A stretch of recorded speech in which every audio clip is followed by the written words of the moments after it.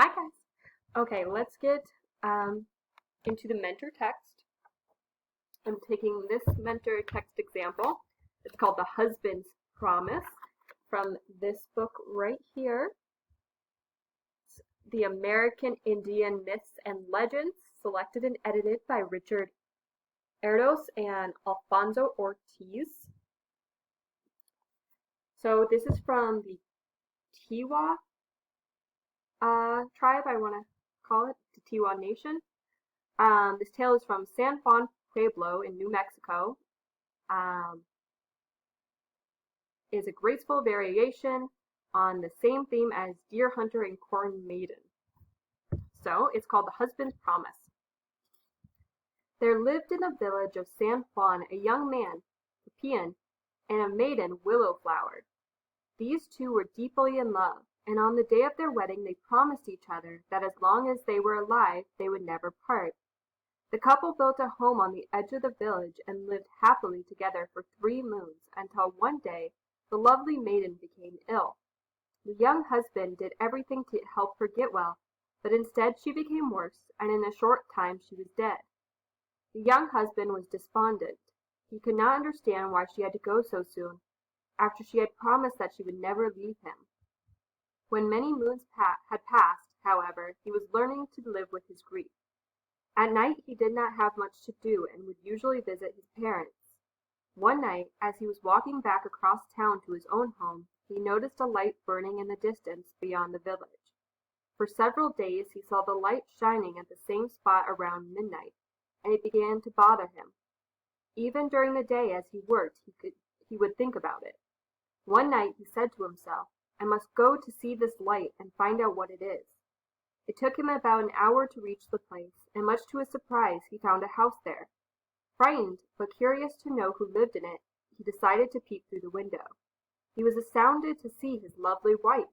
She was standing by the fireplace combing her beautiful black hair, which came down to her knees. Capian said, "Aha! At last I have found her.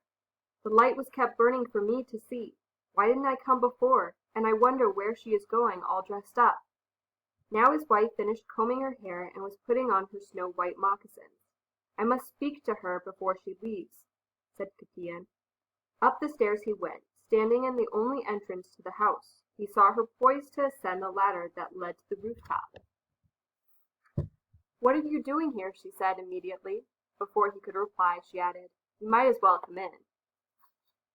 Capian slowly descended the stairs. He told her how he had seen the light for a number of nights and decided to investigate.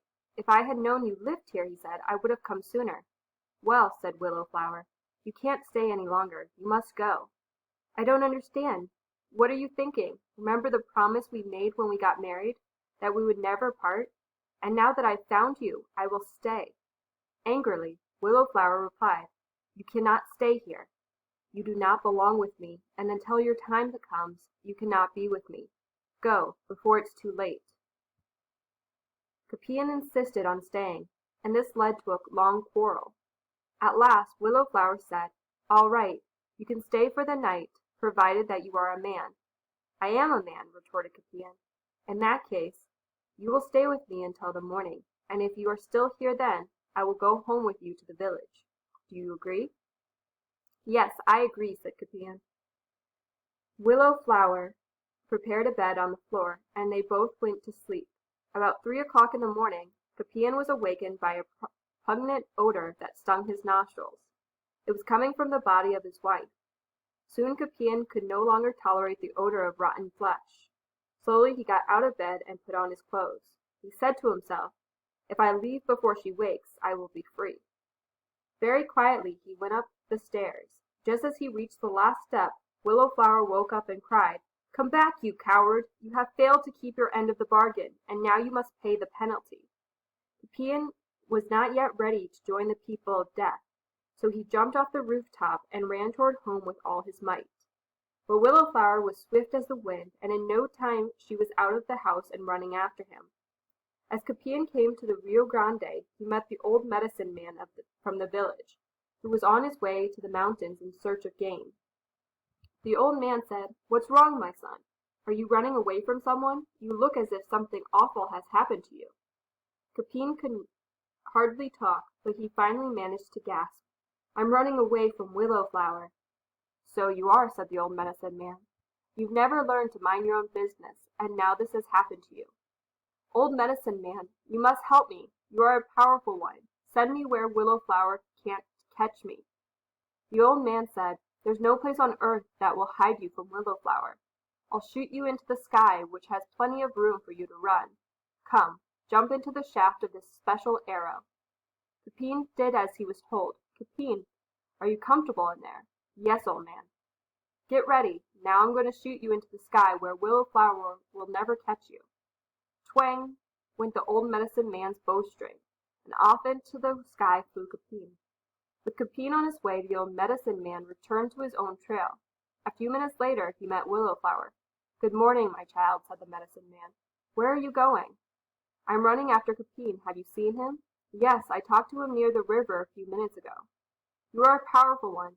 Tell me where he is heading." "Capine is now in the sky. If you want to catch him, that's where you'll have to go."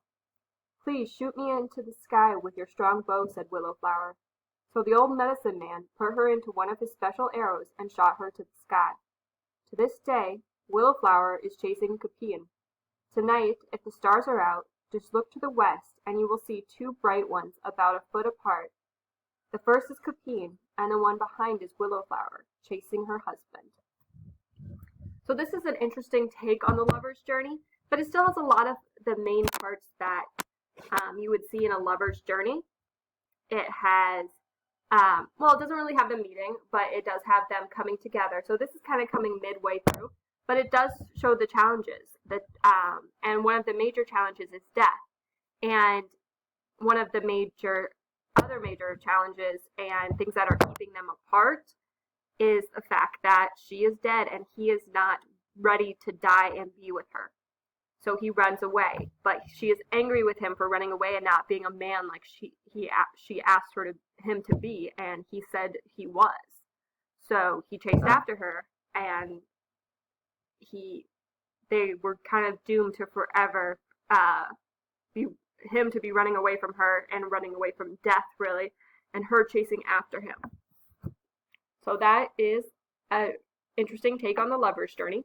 We'll get a more straightforward version in the movie version that I will be showing you, and also in your text that you are going to be reading for the unit project. So if you want to get started on it right away, go to tomorrow's slide.